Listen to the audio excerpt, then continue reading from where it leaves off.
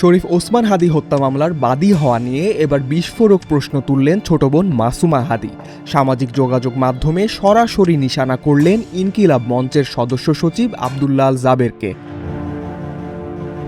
সম্প্রতি এক স্ট্যাটাসে মাসুমা হাদী ওসমান হাদীর আশপাশে থাকা ব্যক্তিদের ষড়যন্ত্রকারী হিসাবে আখ্যা দেন।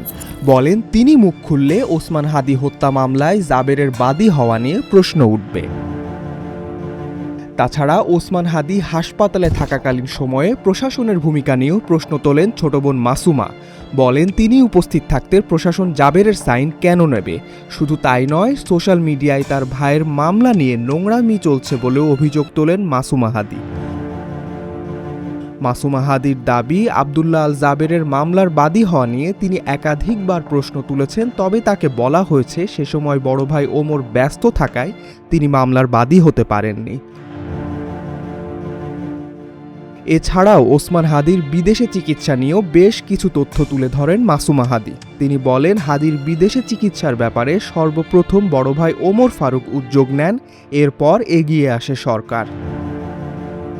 তিনি বলেন, আমি এগুলো কিছুই কাউকে জানাতে চাইনি, কারণ আমার জন্য ওসমান গনিকে হারিয়ে বেঁচে থাকা কতটা কঠিন হয়ে যাচ্ছে সেটা আল্লাহ ছাড়া দুনিয়ার বুকে কারো বোঝা সম্ভব নয়। মাসুমা হাদীর এই বিস্ফোরক স্ট্যাটাস এবং জাবেরকে নিয়ে প্রশ্ন তোলায় নতুন জল্পনা শুরু হয়েছে নেটিজেনদের মধ্যে। ডেস্ক রিপোর্ট, আজকের পত্রিকা।